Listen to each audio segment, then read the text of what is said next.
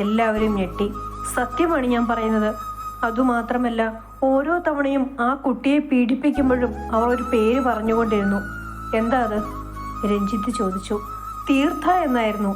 അത് കേട്ട രഞ്ജിത്തും അർജുനും ഒന്ന് ഞെട്ടി. ഇനി അവളെ ആയിരിക്കുമോ? ഞങ്ങളെ അവൾ കണ്ടിരുന്നു. അതുകൊണ്ട് തന്നെ പുറത്തു പറഞ്ഞാൽ കൊന്നുകളയുമെന്ന് ഭീഷണിപ്പെടുത്തി. ഒപ്പം ആ കുട്ടിയെ കൊന്നിട്ട് കത്തിച്ചു കളയാൻ ഞങ്ങളെ ഏൽപ്പിച്ചു. ഒപ്പം 10 ലക്ഷവും. ഞങ്ങൾ അവളുടെ അടുത്തേക്ക് ചെന്നപ്പോഴേക്കും ആ കുട്ടി എന്നിട്ട് ജ്വാലയുടെ മുഖഭാവം കണ്ട് അയാൾ ഭയത്താൽ ഉമ്മിനീരിറക്കി. അത്രയും വേദനിച്ചു മരിച്ച ആ പാവം പെണ്ണിന്റെ മൃതദേഹത്തിനോട് നീയൊക്കെ നിന്റെ കാമം തീർത്തു അല്ലടാ? പ്രസാദ് ഭയം കൊണ്ട് വിക്കി. അത് കേട്ട് ഭദ്ര വിശ്വസിക്കാനാവാതെ കണ്ണുകൾ മുറുക്കിയടച്ച് ഇരുചെവിയും പൊത്തി നിലവിളിച്ചു. നന്ദമോളെ! അവളുടെ മനസ്സിൽ നിലാവ് പോലെ നിഷ്കളങ്കമായി പുഞ്ചിരിക്കുന്ന നന്ദയുടെ മുഖം തെളിമയോടെ നിന്നു. അവളുടെ ഉള്ളം വിങ്ങി. ഹർഷന്റെയും രഞ്ജുവിന്റെയും അർജുവിന്റെയും ഉള്ളിൽ കോപം നുരഞ്ഞു പൊങ്ങി. അവർ അയാൾക്ക് നേരെ മുന്നോട്ടാഞ്ഞതും അടുത്ത നിമിഷം ഭദ്ര ചുവന്നു കലങ്ങിയ കണ്ണുകളുമായി അയാൾക്ക് നേരെ പാഞ്ഞെടുത്തു. അവിടെ കിടന്ന വാളെടുത്ത് ക്രൂരമായി പ്രസാദിനെ ഒന്ന് നോക്കി. ഭദ്രയുടെ നോട്ടത്തിന്റെ തീച്ചൂളയിൽ എന്ന വണ്ണം അയാൾ വെന്തുരുകി. അടുത്ത നിമിഷം വെട്ടിത്തിരിഞ്ഞ് അവൾ ആര്യന്റെ ശേഷിച്ച കൈ രണ്ടും കാലുകളും വെട്ടിയരിഞ്ഞിട്ടു. മോനെ! അയാൾ ഹൃദയം തകർന്നു വിളിച്ചു. ആ കാഴ്ച കാണാനാകാതെ അയാൾ കണ്ണടച്ചു. കണ്ണു തുറന്ന് കാണടോ! സ്റ്റീഫൻ ചെന്ന് അയാളുടെ കൺപോളകൾ തുറന്നു പിടിച്ചു. ഈ കൈകൾ കൊണ്ടല്ലേ ഇവൻ എൻ്റെ നന്ദയെ തൊട്ടത്? അവൾ അടുത്തിരുന്ന കത്തിയെടുത്തു. ഈ പിഴച്ച കണ്ണുകൾ കൊണ്ടല്ലേ നീ എൻ്റെ കൊച്ചിനെ മോശമായി നോക്കിയത്? നിമിഷ നേരം കൊണ്ട് ആര്യന്റെ കണ്ണുകളിലേക്ക് ആ കത്തി ആഴ്ന്നിറങ്ങി. അവൻ ജീവനും കൊണ്ട് നിലവിളിച്ചു. അവന്റെ നിലവിളി അവിടെ ആകെ മുഴങ്ങിക്കേട്ടു. നിമിഷാർത്ഥത്തിൽ ഭദ്ര വീണ്ടും വാളെടുത്ത് അവന്റെ ഡ്രസ്സ് അഴിച്ചു. അവന്റെ ലിംഗം മുറിച്ചിട്ടു. രഞ്ജിത്ത് പോലും അതിതീവ്രമായ പകയോടെ കണ്ടു നിന്നു. ചോര പടർന്നൊഴുകി. അടുത്ത നിമിഷത്തിൽ ആര്യന്റെ തല ഉടലിൽ നിന്നും വേർപെട്ട് പ്രസാദിന്റെ അരികിലേക്ക് വീണു. വാൾ നിലത്തു കുത്തി നിർത്തി ശരീരമാകെ രക്തത്തോടെ സാക്ഷാൽ ഭദ്രകാളിയെ പോലെ ഉറഞ്ഞു തുള്ളിക്കൊണ്ട് ഭദ്രയും.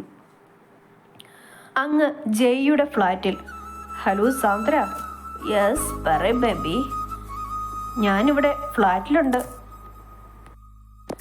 എന്ത്? അത് തന്നെ, നമ്മളടക്കി കൂടാറുള്ള. അവൻ ഒരു വഷളൻ ചിരിയോടെ പറഞ്ഞു. അവളുടെ ചുണ്ടിലും ഒരു ചിരി വിടർന്നു. ഞാൻ വരാം അങ്ങോട്ടേക്ക്. Come soon babe. അതുവരെ അവളുടെ ചൊടിയിൽ വിരിഞ്ഞ വശ്യത മാറി പുച്ഛം വിടർന്നു. അവൾ തൻ്റെ വസ്ത്രങ്ങൾ എടുത്തണിഞ്ഞു. എന്നിട്ട് അടുത്ത് കിടക്കുന്ന രാഹുലിന്റെ നഗ്നമായ പുറത്തുകൂടെ വിരലുകൾ ഓടിച്ചു. രാഹുൽ മേനോൻ അറിയപ്പെടുന്നൊരു മോഡലാണ്. അവന്റെ ശരീരത്തിനോടുള്ള ആസക്തി അതായിരുന്നു അവനിലേക്ക് എത്താനുള്ള കാരണവും. അതിന് സഹായമായത് അവന് തന്നോടുള്ള ദിവ്യ പ്രേമവും. 1 നൈറ്റ് സ്റ്റാൻഡ് പോലെ, വെറും ഒരു ടൈം പാസ്. ഇവനോടുള്ള കൊതി തീർന്നു. പക്ഷെ ജയ് അങ്ങനെയല്ല. അവന്റെ ശരീരം മാത്രമല്ല, സ്വത്തും. പിന്നെ തീർത്ഥയിൽ നിന്ന് എഴുതി വാങ്ങിയ സ്വത്തുവകകളും കോടികൾ വരുന്ന ആസ്തി. ബെഡിൽ രാഹുൽ തെന്നലിനെ പോലെ മൃദുലമാണെങ്കിൽ ജയ് കൊടുങ്കാറ്റാണ്. തീർത്തും വന്യമായ ചെയ്തികൾ. അവൾ പെട്ടെന്ന് തന്നെ എഴുന്നേറ്റ് കുളിച്ച് വസ്ത്രങ്ങൾ മാറി ജയ്യുടെ ഫ്ലാറ്റിലേക്ക് പോയി. കോളിംഗ് ബെൽ അടിച്ചതും ബലിഷ്ഠമായ 2 കരങ്ങൾ അവളെ എടുത്ത് ഉള്ളിലേക്ക് കയറ്റി. ജയ്! സാന്ദ്ര വശ്യമായി അവനെ വിളിച്ചു. അവൻ അവളെ എടുത്ത് ചുവരോട് ചേർത്ത് പിടിച്ച് കഴുത്തിൽ ചുംബിച്ചു. അവളുടെ ചുണ്ടുകളെ അവന്റെ ചുണ്ടുകളാൽ കോർത്തു വലിച്ചു. അവന്റെ കൈകൾ ദിശ മാറി തുടങ്ങിയതും അവൾ അവനെ തടഞ്ഞു. അവളുടെ എതിർപ്പ് കണക്കിലെടുക്കാതെ അവൻ അവളിലേക്ക് ആഞ്ഞതും അവൾ അവനെ തള്ളി മാറ്റി. What the call Jai? I'm starving babe. I need some food. I'm starving too and you are my food. Sandra, 4 ദിവസം കഴിഞ്ഞാൽ നമ്മുടെ മാരേജ് ആണ്. അവൻ അവളുടെ ചുണ്ടുകൾ നാവ് കൊണ്ട് തഴുകി. അവളൊന്ന് കുറുകിക്കൊണ്ട് അവനോട് ചേർന്ന് നിന്നു. കൈകൾ അവളുടെ ഷോർട്ട് ടോപ്പിലും മുട്ടിനു മുകളിൽ നിൽക്കുന്ന ഷോർട്സിലൂടെയും പരതി നടന്നു. വസ്ത്രങ്ങൾ അഴിഞ്ഞു വീണു. ആ മുറിയിൽ സീൽക്കാരങ്ങൾ ഉയർന്നു. സാന്ദ്രയുടെ ശരീരത്തിലെ പാടുകൾ കണ്ട അവൻ ക്രുദ്ധനായി. എവന്റെ അപ്പൊ ആരടി മോശം മോളെ, അത് നീ അറിയേണ്ട കാര്യമൊന്നുമില്ല ജയ്. എനിക്കിതില്ലാണ്ട് പറ്റില്ല. ഇന്നലെ ഞാൻ വിളിച്ചതല്ലേ നിന്നെ, വന്നില്ലല്ലോ. I have to. ഇന്നലെ ഞാൻ കുറച്ച് ബിസി ആയിരുന്നു, ഒരു മീറ്റിംഗ്. അവൻ മെല്ലെ കണ്ണടച്ചു.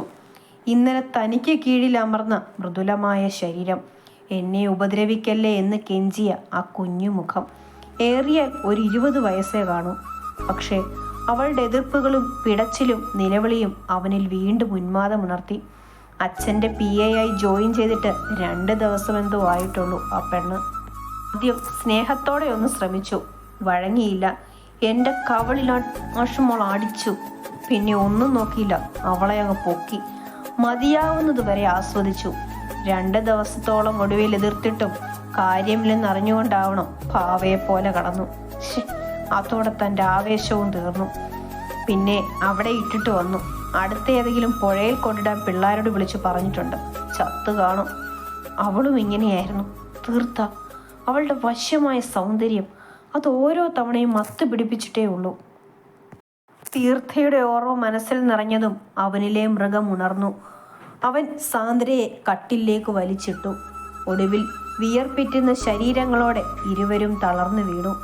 അപ്പോഴും സാന്ദ്രയുടെ മനസ്സിൽ ജയ്യുടെ ശരീരവും സ്വത്തുമൊക്കെയായിരുന്നെങ്കിൽ, ജയ്യുടെ മനസ്സിൽ ഒരാഴ്ച മുന്നേ കഫേയിൽ വെച്ച് സാന്ദ്രയുടെ മേൽ ആസക്തിയോടെ പാറി വീണ തൻ്റെ മേലുദ്യോഗസ്ഥന്റെ കണ്ണുകളും പയ്യെ താൻ തന്നെ അയാളോട് തുറന്നു ചോദിച്ചപ്പോൾ അയാളൊന്ന് ഞെട്ടിയെങ്കിലും ഉദ്ദേശം മനസ്സിലായപ്പോൾ അയാൾ തനിക്ക് വാഗ്ദാനം ചെയ്ത പ്രമോഷനും അതുകൂടാതെ MLAയുടെ മരുമകൻ എന്ന നിലയിൽ കിട്ടാൻ പോകുന്ന സ്വാധീനവും സ്വത്തും ഒക്കെയായിരുന്നു.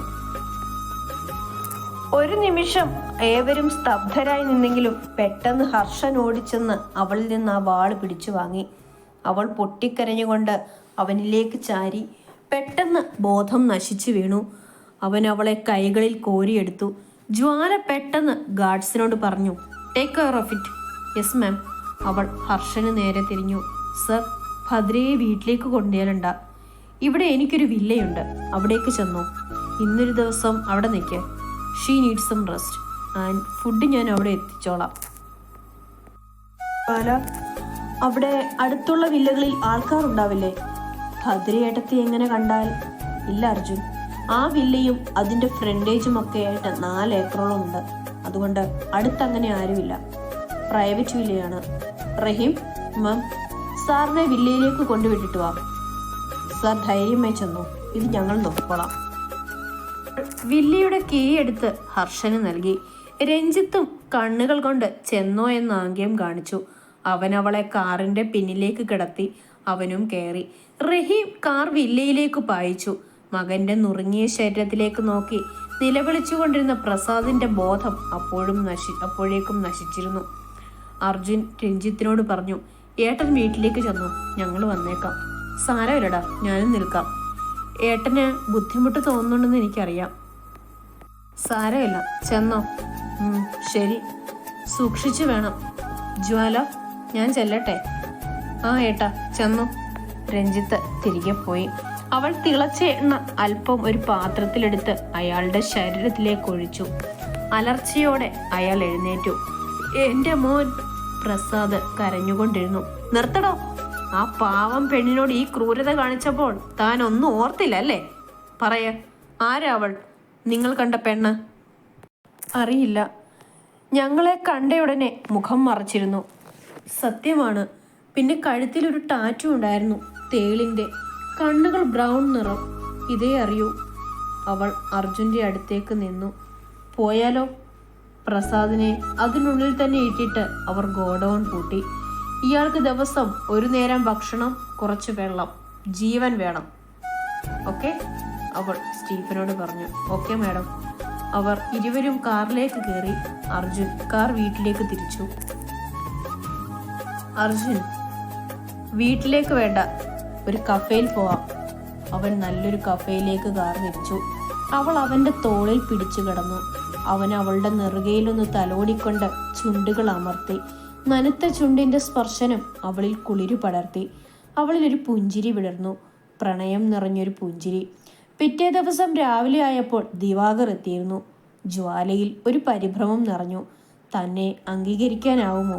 തന്നെ ഇഷ്ടമാവുമോ? അവളെ ആശങ്കകൾ പൊതിഞ്ഞു. മോളെന്താ ഇവിടെ തന്നെ നിൽക്കുന്നത്? ഇങ്ങ് വന്നേ. അവൾ മുന്നിലേക്ക് വന്നു. ദിവാകർ വാത്സല്യത്തോടെ അവളുടെ മുടിയിൽ തലോടി. എനിക്ക് മോളെ ഇഷ്ടമായി കേട്ടോ. അർജുന് ചേരും. സന്തോഷമായിരിക്കും. അവരുടെ വിവാഹം നടന്നിട്ടില്ല എന്നറിയാമെങ്കിൽ പോലും ഇരുവരെയും ഭാര്യാഭർത്താക്കന്മാരെ ദിവാകറും ലേഖയും മനസ്സുകൊണ്ട് അംഗീകരിച്ചിരുന്നു. സന്തോഷം കൊണ്ട് ജ്വാലയുടെ കണ്ണുകൾ നിറഞ്ഞു. എന്ത് കാരണം കൊണ്ടും അർജുൻ അവൾക്ക് നഷ്ടമാകുന്നത് ചിന്തിക്കാൻ പോലും ജ്വാലയ്ക്ക് കഴിയുമായിരുന്നില്ല. പെട്ടെന്ന് അവരുടെ ഗേറ്റിന് മുന്നിൽ കുറച്ച് ആഡംബര വാഹനങ്ങൾ വന്നു നിന്നു. അതിൽ നിന്ന് ഡ്രൈവർ സെക്യൂരിറ്റിയോട് ദിവാകറിനെ കാണണമെന്ന് പറഞ്ഞപ്പോൾ അയാൾ ദിവാകറിനെ വിളിച്ചു. ദിവാകർ അനുവാദം കൊടുത്തയുടനെ ഗേറ്റ് കീപ്പർ ഗേറ്റ് തുറന്നു കൊടുത്തു. അത് മടത്തിൽ തറവാടിനുള്ളിലേക്ക് പാഞ്ഞു കയറി. ഉടൻ തന്നെ ദിവാകറും ജ്വാലയും അർജുനും മുറ്റത്തേക്കിറങ്ങി വന്നു. രഞ്ജിത്തും അപ്പോഴേക്ക് പുറത്തേക്ക് വന്നിരുന്നു. ആരാണ് വന്നതെന്നറിയാതെ അവർ പരസ്പരം നോക്കി. പെട്ടെന്ന് കാറുകളിൽ നിന്ന് കുറച്ചു പേർ പുറത്തേക്കിറങ്ങി. മുന്നിൽ നിന്നും വരുന്നയാളെ കണ്ട് ദിവാകർ ഞെട്ടി. അടുത്ത നിമിഷം തന്നെ ജ്വാല ഓടിച്ചെന്ന് ആ വ്യക്തിയെ പുണർന്നു. ബാബാ, ബേട്ടാ. അയാൾ അവളെ ചേർത്ത് നിർത്തി മൂർധാവിൽ ചുംബിച്ചു. ദിവാകർ അമ്പരന്നുപോയി. അയാളുടെ ചുണ്ടുകൾ ആ പേര് മന്ത്രിച്ചു. ജയപ്രതാപ് റാണ മേവാർ. മേവാർ രാജകുടുംബത്തിലെ ഇപ്പോഴത്തെ അവകാശി, ഒപ്പം ഇന്ത്യയൊട്ടയാകെ അറിയപ്പെടുന്ന ബിസിനസ്മാൻ. അപ്പോ മേവാർ? അർജുനും രഞ്ജിത്തും അമ്പരന്ന് നിൽക്കുകയാണ്. ജയപ്രതാപ് മുന്നിലേക്ക് വന്നു. ദിവാകറിന് കൈകൊടുത്തു. ജയപ്രതാപ് റാണ. അറിയാം സർ, ഞാൻ ദിവാകർ. ഇതാണല്ലേ ജ്വാലമോളുടെ ഹസ്ബൻഡ്? അയാൾ അർജുനെ നോക്കി ചോദിച്ചു. അർജുൻ ദിവാകർ. അവൻ മുന്നിലേക്ക് വന്ന് ഉറച്ച ശബ്ദത്തിൽ തന്നെ പറഞ്ഞു. ജയപ്രതാപ് അർജുനെ ചിരിച്ചുകൊണ്ട് പുണർന്നു. ഞാൻ രഞ്ജിത്ത് ദിവാകർ, അർജുന്റെ ബ്രദറാണ്. ജയപ്രതാപ് രഞ്ജിത്തിനും കൈകൊടുത്തു. ഒന്നും വ്യക്തമാവുന്നില്ല അല്ലേ? അതെ സർ. എന്നെ സാറിനൊന്നും വിളിക്കണടോ, ബാബ എന്ന് വിളിച്ചോ. പിന്നെ ഇവൾ എൻ്റെ മകളുടെ മകളാണ്. അതായത് എൻ്റെ അഗ്നി ജ്വാല മേവാർ. മേവാർ രാജകുടുംബത്തിലെ അടുത്ത അവകാശി, പ്രിൻസസ് ഓഫ് മേവാർ.